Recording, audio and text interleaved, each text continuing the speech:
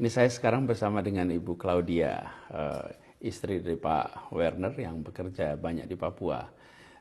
Claudia, can you tell me a little bit about the museum? You know, when we visited the museum, it takes us an hour or two, perhaps 3 hours, to go through, scroll, look, contemplate. But for you, it takes years and years and years. And I heard more than 40 years of work into this museum. What made you and your husband do this? My husband likes to travel always when he was a student, and once he traveled to Papua, to West Papua, because of the book from Heinrich Harre. Heinrich Harre makes the Carstens Pyramid, the Puncak Jaya, and he was so, how can I say, so,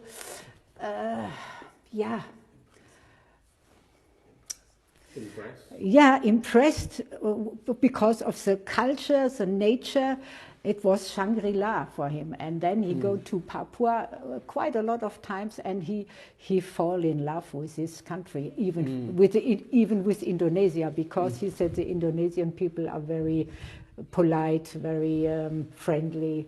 But Papua was for him very special, and then he made quite a lot of expeditions, and then he is a collector, and then he thought this is such a nice primitive art, and he always brings some pieces to Germany with hand luggage. But then the piece is bigger and more, and then he collected in one storeroom in Bali. And when the storeroom was quite full, then he make a container. I think at least we have 15 container, and this all during 40 years. Why he do it? Because he said it will get lost, and he will not sell anything, because always the tourists ask, we would like to have this piece or this piece. He will not make business. He said it's very... it will not come anymore. So if it lost, you will not get any things again. It's so lost. That is very noble. So it is not, he prevent this item to be simply something to be sold, but he want to keep it, to preserve it as a cultural heritage for future generations to enjoy. Yeah, even also in our resort in Papua, we have also a big collection, and also when the tourists came, they said we would buy this and this. No, not even one piece, and every piece, he knows the place where he could find it. This has for him also a personal, personal thing. So, and he loved Papua, and I think he is more Papua than German. He has two hearts. Two hearts. He is now in Papua, actually. Now he's in Papua, yes. And he called me with a satellite telephone. Yes. And and he said, I tried to text him, and the message never delivered, and the phone call never reached him. Yeah, so even I cannot reach him now. I concluded he's in the middle of the jungle with no signal whatsoever. That's right. How do you feel as a partner, as a wife of someone who travel a lot in a faraway land and have his heart with Papua? It's for me okay, because I have a life with him and my own life. So we are partner, and I know his heart is traveling, his heart is in Papua, and I cannot tell him you cannot do it. It's his life. And even for me, I also like to travel, and I also like Papua, so it's no problem. But in the beginning, it was quite hard, because there was no handphone, no satellite telephone, and sometimes he was eight weeks in Papua without any messages.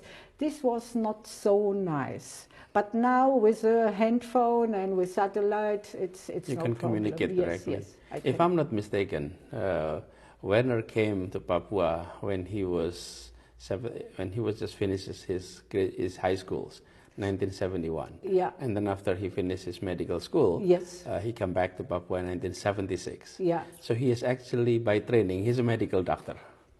He's a medical, but never practiced medical. He's an absolutely sportsman. Yeah.